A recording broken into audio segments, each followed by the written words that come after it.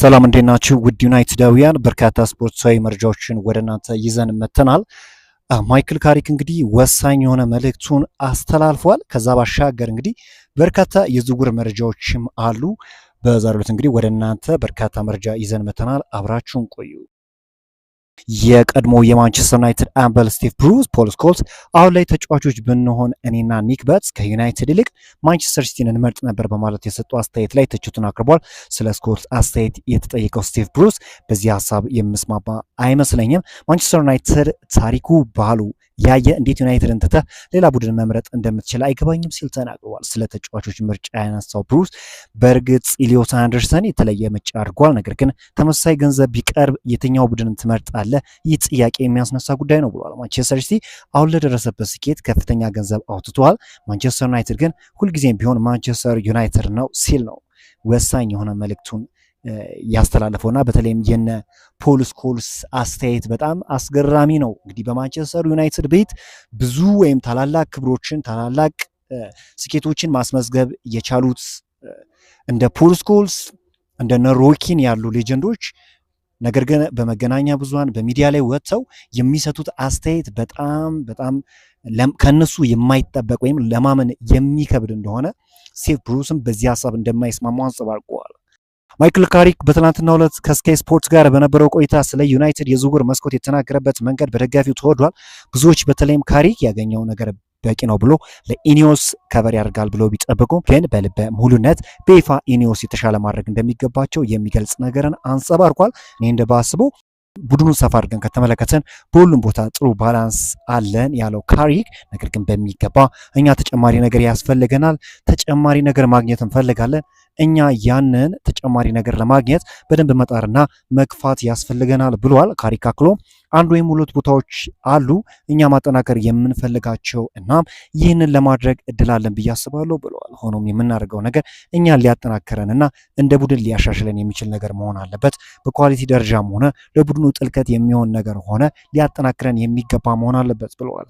ብዙ የዩናይትድ ደጋፊዎች በካሪክ ሀሳብም ተስማምተዋልና ማይክል ካሪክ እንግዲህ በሚገባ ስራውን እየሰራ እንደሆነ ይታወቃል።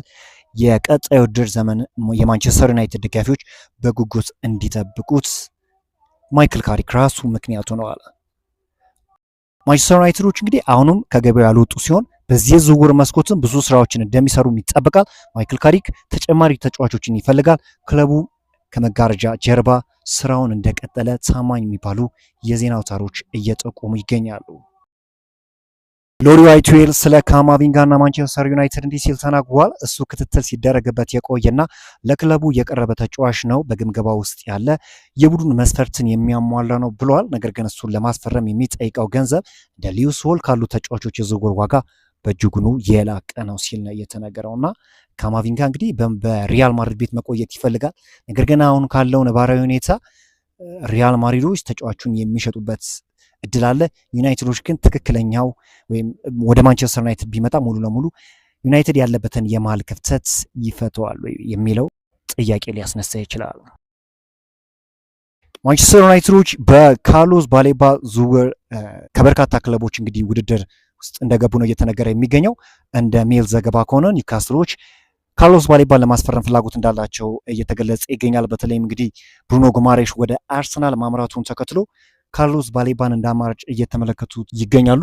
አሁን ካለበት ሁኔታ አንጻር ዩናይትድ በተጫዋቹ ዝውውር ላይ ቢገፋበት በተለይም በአውሮፓ ሻምፒዮንስ ሊግ ተሳታፊ ከመሆኑ አንጻር ተጫዋቹን የማግኘት እድሉ ከፍተኛ ነውና የካሜሩን ኢንተርናሽናል እንግዲህ በማንቸስተር ዩናይትድ ለበርካታ ጊዜ ክትትል ውስጥ ወይም ራዳር ውስጥ የነበረ ተጫዋች እንደሆነ ይታወቃልና ነገር ግን አሁን እንግዲህ ኒውካስትል ዩናይትዶችም በተጫዋቹ ላይ ፍላጎት እንዳሳዩ ነው እየተነገረ የሚገኘው። ዩናይትዶች እንግዲህ ከፒኤስጂ ጋር በአንድ ተጫዋች ዙሪያ እንግዲህ ግንኙነት እንዳደረጉ ነው እየተገለጸ የሚገኘው። ኢብራሂም ባይ ይባላል። እንግዲህ ዩናይትዶች እንግዲህ በዚህ ተጫዋች ላይ ፍላጎት እንዳላቸውና ይህን ተጫዋች የሚፈልጉት እንደ ባየር ሙኒክ፣ ፖርቶ እና ሪቢ ሌይፕዚግ እንዲሁም ባየር ሊቨርኩሰን፣ ቦሩሲያ ዶርትሙንድ እና ሮማ እንዲሁም አስቶን ቪላ የተጫዋቹ ፈላጊ ሆነው ብቅ እንዳሉ ነው እየተነገረ የሚገኘው። ፒኤስጂዎች እንግዲህ በተጫዋች ዝውውር ላይ ከፍተኛ የሆነ ዋጋ እንደሚለጥፉ ይታወቃልና እንዲህ በቀላሉ ተጫዋቹን ለመልቀቅ ፈቃደኛ ይሆናሉ የሚለው ነገር ጥያቄ ሊያስነሳ ይችላል። በብራድሊ ባርኮላ ላይ የለጠፉበትን የዝውውር ዋጋ ላብነት ያህል ከወሰድን እንግዲህ ፒኤስጂዎች ምን ያህል ተጫዋች መልቀቅ ላይ በጣም ከባድ ክለብ እንደሆኑ ፍንትው አድርገን መመልከት እንችላለን እና ዩናይትዶች ግን በዚህ ተጫዋች ላይ ፍላጎት እንዳላቸው ነው እየተነገረ የሚገኘው። ጃኮብ አሁን ያወጣው መረጃ እንደሚጠቁመው ከሆነ ዘርክዚ እንግዲህ በዩናይትድ ቤት ቢቆይም እንኳን አዲስ አጥቂ ማስፈረም የሚችሉበት እድል እንዳለ ተነግሯል። ማንቸስተር ዩናይትድ የበለጠ ልምድ ያለውና ዋጋው ተመጣጣኝ የሆነ አጥቂ እየፈለገ እንዳለ አሁን እየወጡ ያሉ መረጃዎች እየጠቆሙ ይገኛሉ። ዩናይትዶች እንግዲህ ጄጄ ገብርኤልን ማጣት ስለማይፈልጉ ለአዲስ ኮንትራት ዙሪያ ስራ እየሰሩ እንደሆነ እየተነገረ ይገኛል። በሌላ በኩል ቼልሲም ይህንን የ15 ዓመት ባለ ተሰጥኦ ተጫዋች አጥብቆ እየተከታተለው እንደሆነ ነው እየተነገረ የሚገኘው ነው። በዚህ ተጫዋች ዝውውር ላይ ዩናይትዶች በሚገባ ጥንቃቄ እንደሚያደርጉ ታማኝ ቢባሉ የዜና አውታሮች እየገለጹት ይገኛሉ። ቤንያሚን ሼሽኮ በዚህ የውድድር ዘመን እንደ ብሩኖ ቴሌማንስ፣ ሳንቶስ እና ሜኖ ባሉ ተጫዋቾች የሚሰጠውን ድጋፍና አገልግሎት ደምቆ የሚያሳይበት ዓመት እንደሚሆን ይጠበቃል።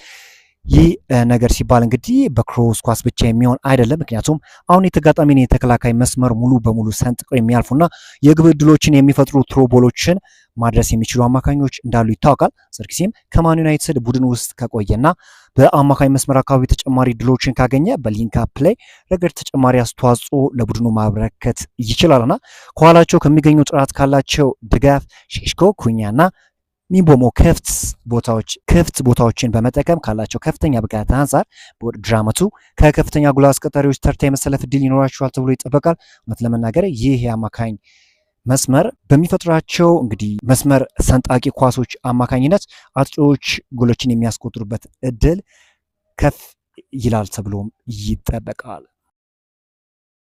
በክረምቱ የዝውውር መስኮት እንግዲህ ዩናይትድ በርካታ ተጫዋቾችን እየተመለከተ እንደሚገኝ እንግዲህ የአደባባይ ሀቅ ነውና ማይክል ካሪክ እንግዲህ አዲስ ተጫዋች ወደ ዩናይትድ እንደሚመጣ ይገባ አንጸባርቋል። አሁን እንግዲህ የዩናይትድ ባለሀብቶች ናቸው እንደዚህ አይነት ስራዎችን በፍጥነት መስራት የሚገባቸው። አሁንም እንግዲህ በመሀል ክፍልና በፉልባክ ቦታ ላይ ካሪክ አዳዲስ ፈራሚዎችን ማግኘት ይፈልጋል። ይህንን ነገር ያሳኩለታል የሚለው ነገር ጥያቄ ሊያስነሳ ይችላል። ነገር ካሪክ አሁንም ቢሆን አጥብቆ አዲስ ፈራሚ እንደሚፈልግ ይፋ እንዳደረገ ነው እየተነገረ የሚገኘው።